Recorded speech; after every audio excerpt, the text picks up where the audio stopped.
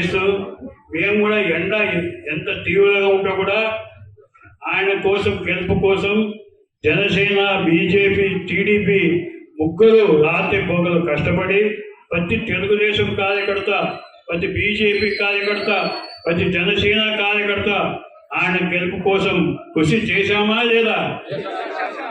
మనం చేసినప్పుడు ఎమ్మెల్యే గారు గర్భగుడిలో కూర్చోకూడదు. గర్భగుడి అంటే దేవుడు లోపల కూర్చుంటాడు, ఎమ్మెల్యే అంటే బయట కూర్చోవాలి. సమాజంలో ఏం చెప్తాడు? నరేంద్ర మోడీ ఏం చెప్పాడు? నేను సేవకుడు అని చెప్పాడు, నేను ప్రధానమంత్రి అని చెప్పలే. చంద్రబాబు ఏం చెప్పాడు? నేను ముఖ్యమంత్రి అని చెప్పలే, నేను ప్రజల కోసం పనిచేస్తా అని చెప్పారు. మనం మా ఎమ్మెల్యే కూడా ప్రజల కోసం పనిచేయాలని చెప్పి మీ అందరి తరఫున నేను మా ఎమ్మెల్యే గారు కోరుతున్నాను. ఎందుకంటే చాలామంది రైతులు వచ్చినప్పుడు నాకు చెప్పారు, ఆయన ఇంటికి పోయినప్పుడు గంటన్నర మేము బయట ఉంటాం, ఆయన ఏమో లోపల ఉంటాడు, మేము యోగి చెప్పుకోవాలా అనే బాధ చాలామంది ఈ మధ్య ఈ 100 రోజుల్లో చెప్పడం జరిగింది.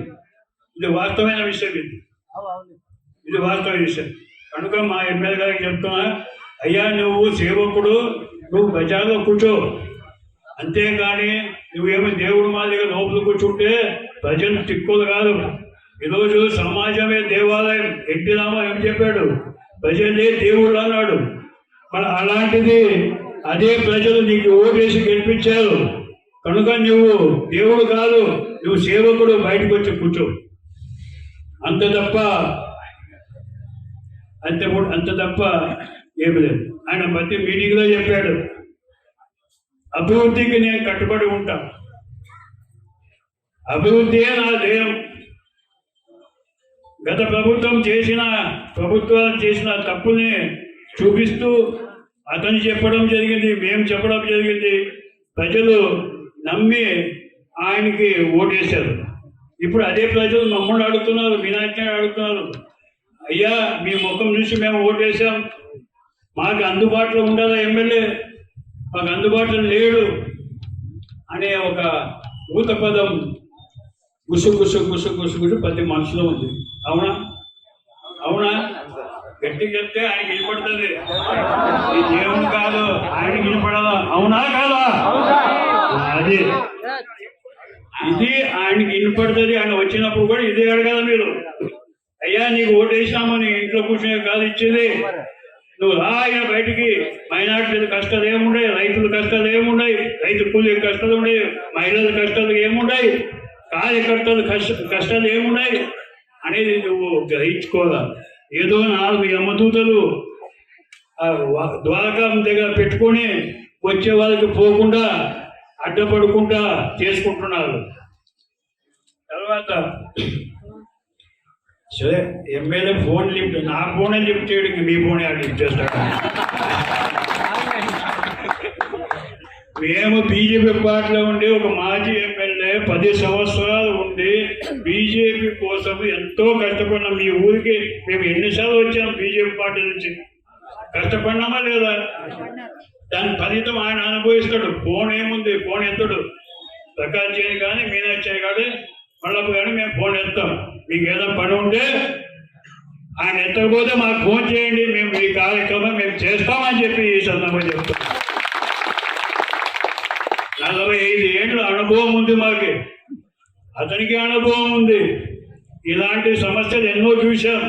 ఆయన 3 సార్లు ఎమ్మెల్యే ఎన్నో కార్యక్రమాలు, మంచి కార్యక్రమాలు చేశాడు అతని. మేము కూడా ఎమ్మెల్యే, కొంతమంది ఎమ్మెల్యే గెలిపించడానికి మేము కూడా తిరిగాం.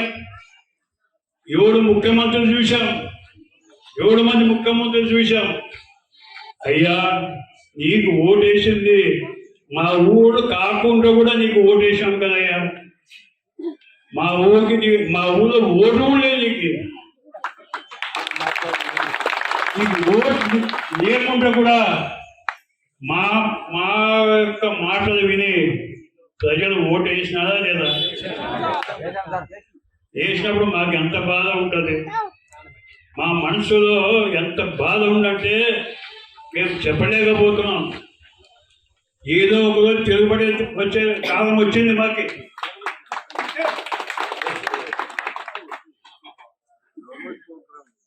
సరే ఆయన గురించి చెప్పడం జరిగింది, కానీ బాధతో చెప్పవలసి వచ్చింది. మా సోదరుడు ఎందుకులే అని చెప్తున్నాడు. సరే మంచిది, ఎందుకంటే మా పార్టీ నాయకుడు చెడ్డ పేరు తీసుకున్నాడు పార్టీ, కానీ బాధ తప్ప వేరే విషయం కాదు. ఇది మా పార్టీకి చెడ్డ పేరు వస్తున్నది. ఇది గవర్నమెంట్ ప్రోగ్రాం. సరే గవర్నమెంట్ కూడా ఎమ్మెల్యే గవర్నమెంట్ కదా, అది రావాలి పుస్తకం. సరే ఈరోజు మనము ఆయన కోసం టైం వేస్ట్ చేసే అవసరం లేదు, ప్రజలే డిసైడ్ చేస్తారు. మనం వచ్చింది అభివృద్ధి కార్యక్రమం చెప్పడానికి. నరేంద్ర మోడీ కూడా ఈ దేశానికి మన మిలిటరీకి ఏం కావాలనేది ఆయన సొంతం ఆయుధాలు మన ఇండియాలో తయారు చేస్తున్నారు. ఇది రైలు మార్గం కూడా ఎంతో అభివృద్ధి చేసి ఎన్నో రైళ్లు కూడా నడుపుతున్నారు. అలాగే రైతుల కోసం మద్దతు ధర ఉండాలని చెప్పి కేంద్ర ప్రభుత్వం ప్రకటించింది.